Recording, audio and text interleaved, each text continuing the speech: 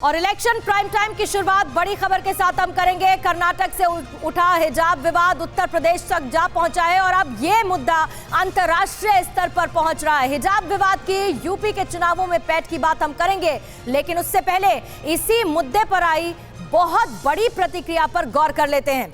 हिजाब विवाद में सामने आई है नोबेल विजेता मलाला यूसुफजई और मलाला ने लिखा है, कॉलेज हमें मजबूर कर रहा है, पढ़ाई और हिजाब के बीच चयन करने के लिए मजबूर किया जा रहा है। ये मलाला यूसुफजई ने देखिए ट्वीट किया है और ये लिखा है कि पढ़ाई और हिजाब के बीच हमें चुनना पड़े, इसके लिए मजबूर किया जा रहा है हमें। लड़कियों को हिजाब में स्कूल जाने से मना करना भयावह स्थिति है। भारतीय नेताओं को चाहिए कि वो मुस्लिम महिलाओं को हाशिए पर जाने से रोके। इस पर और ज्यादा जानकारी मनीष मेरे सहयोगी दे रहे हैं। मनीष, लगातार प्रतिक्रियाएं आ रही हैं, लेकिन अंतर्राष्ट्रीय स्तर पर मलाला यूसुफजई किस तरह की पर्सनालिटी है ये सब जानते हैं और उनका ये कहना कि हमें मजबूर किया जा रहा है कि हम पढ़ाई और हिजाब के बीच में एक चीज को चुने, ये भयावह स्थिति है।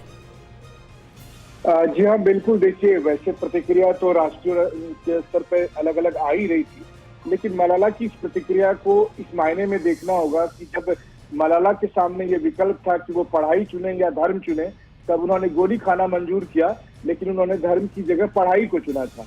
लेकिन आज मलाला जिस तरीके से इस पूरे कंट्रोवर्सी में सामने आ रही है, उम्मीद की जा रही थी कि मलाला लड़कियों की शिक्षा के लिए, मुस्लिम लड़कियों की शिक्षा के लिए आगे आती।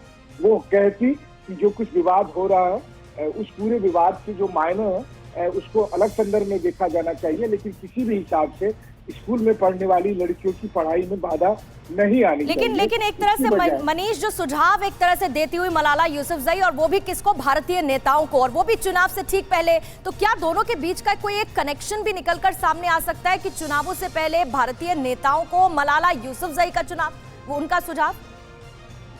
देखिए, आपने बिल्कुल सही कहा, इसकी टाइमिंग तो बेहद महत्वपूर्ण है, लेकिन फिर बात यही है कि भारत अब इस स्तर का एक देश है जहां कोई भी घटना होती है तो उसकी अंतर्राष्ट्रीय स्तर पर प्रतिक्रिया देखने को मिलती है। फिर चाहे पुराने इंसिडेंट के तौर पर आप किसान आंदोलन को देख लें, या अभी जब हिजाब का ये इशू आया है, तो आप यही कह सकते हैं कि भारत अब वैश्विक स्तर पर वैश्विक पहचान बनाए हुए है कि आप ये नहीं सोच सकते कि ये हमारा आंतरिक मामला है।